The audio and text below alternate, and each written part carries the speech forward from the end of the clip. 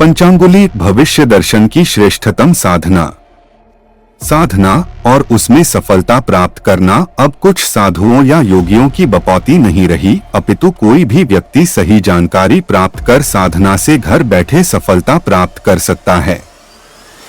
पंचांगुली साधना ऐसी ही एक दिव्य, सरल और सुगम साधन है जो प्रत्येक साधक सफलता पूर्वक संपन्न कर सकता है। आवश्यकता है मंत्र सिद्ध प्रारण प्रतिष्ठा युक्त पंचांगुली देवी चित्र की।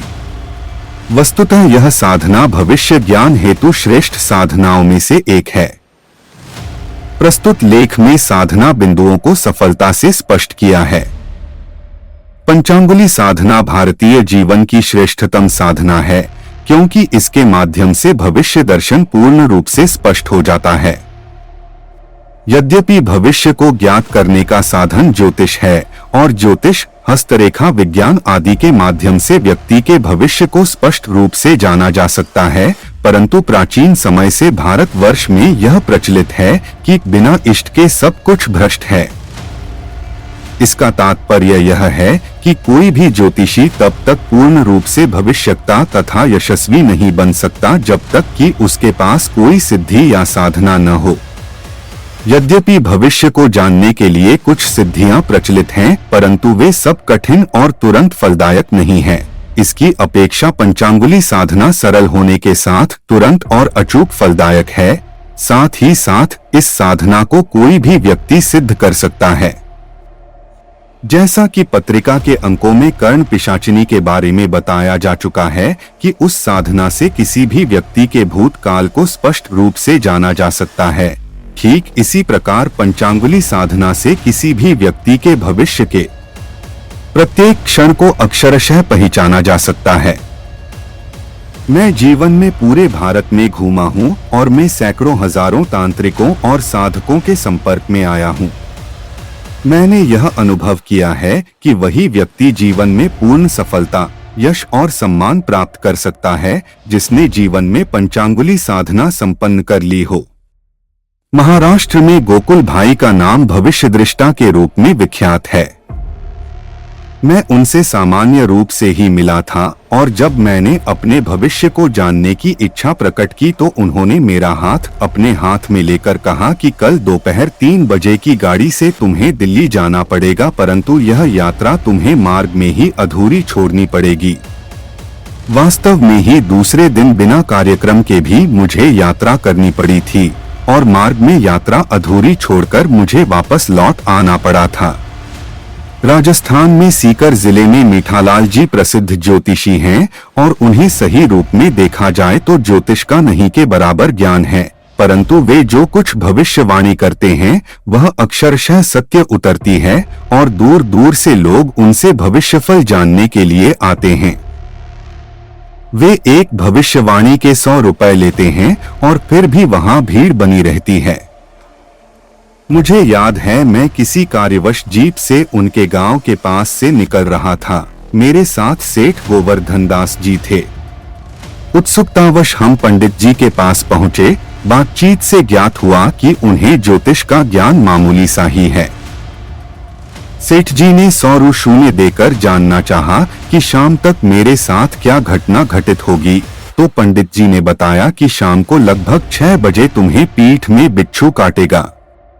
हम हंस दिए और जीप लेकर आगे बढ़ गए, परंतु शाम को अपने गंतव्य पर पहुंचकर सेठ जी होटल में रुक गए और अपना कुर्ता उतारकर खूंटी पर टांग दिया। परंतु किसी कार्यवश उन्हें 6 बजे जाने के लिए तैयार होना पड़ा और कुर्ता पहनते ही उनकी पीठ पर बिच्छू ने काट खाया। जब कुर्ता खूंटी पर टंगा हुआ था तभी कोई बिच्छू उस कुर्ते में घुस गया होगा।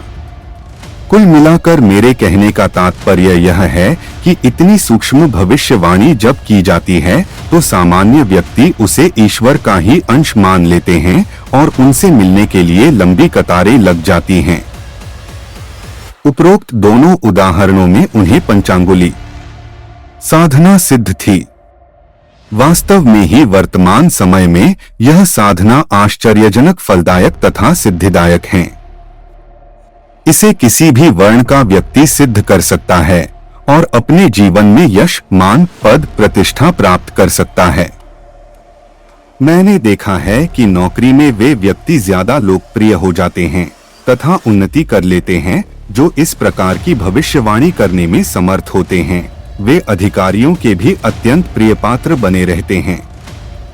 इसी प्रकार व्यापारी इस प्रकार की साधना से संपन्न होकर यह ज्ञात कर लेता है कि आने वाला समय कैसा है, क्या भाव होंगे तथा जिनसे व्यापार विनिमय हो रहा है वह धोखा तो नहीं दे देगा। इस प्रकार यह साधना जीवन में सभी दृष्टियों से अनुकूल रहती है। पाठकों की जानकारी के लिए इस साधना से संबंधित तथ्य स्पष्ट किए जा रहे हैं। पंचांगुली साधना। यह साधना किसी भी समय से प्रारंभ की जा सकती है, परंतु साधक को चाहिए कि वह पूर्ण विधि विधान के साथ इस साधना को संपन्न करे। मंत्र जप तीर्थ, भूमि, गंगा यमुना संगम, नदी, तीर, पर्वत, गुफा या किसी मंदिर में की जा सकती है। साधक चाहे तो साधना के लिए घर का एकांत कमरे का उपयोग भी कर सकता है। देश के श्रेष्ठ साधकों का मत है कि यदि साधक ये सारे क्रियाकलाप न करके केवल घर में मंत्र सिद्ध प्राण प्रतिष्ठा युक्त पंचांगुली यंत्र तथा संजीवनी संपुट युक्त मंत्र सिद्ध प्राण प्रतिष्ठा युक्त पंचांगुली देवी चित्र स्थापित कर उसके सामने नित्य पंचांगुली मंत्र 21 बार जप करे तो कुछ समय बाद स्वतः ही पंचांगुली साधना सिद्ध हो जाती है। यह सुविधाजनक है और इसमें किसी प्रकार की त्रुटि संभव नहीं होती। पाठकों के आग्रह बराबर हमको प्राप्त होते रहे हैं, अतः इस प्रकार पूर्ण विधि विधान से सिद्ध कराकर मंत्र सिद्ध प्राण प्रतिष्ठा युक्त पंचांगुली यंत्र तथा संजीवनी संपुट युक्त मंत्र सिद्ध प्राण प्रतिष्ठा युक्त पंचांगुली देवी चित्र भेजने की व्यवस्था की जा सकती है। वस्तुतः यह साधना सरल है क्योंकि इसमें किसी प्रकार की जटिलता का सामना नहीं करना पड़ता। लेखक का स्वयं यह अनुभव रहा है और उसने अपने शिष्यों से इस प्रकार की साधनाएं संपन्न करवाई है और वे इस साधना में सफल हुए हैं। सामान्य साधक को लंबे चौड़े जटिल विधि विधान में न पढ़कर अपने घर में पंचांगुली देवी चित्र की स्थापना कर लेनी चाहिए और नित्य प्रातः स्नान कर पंचांगुली मंत्र का 21 बार उच्चारण करना चाहिए। कुछ समय बाद मंत्र सिद्ध हो जाता है और यह साधना संपन्न होकर वह सफल भविष्य दृष्टा बन जाता है।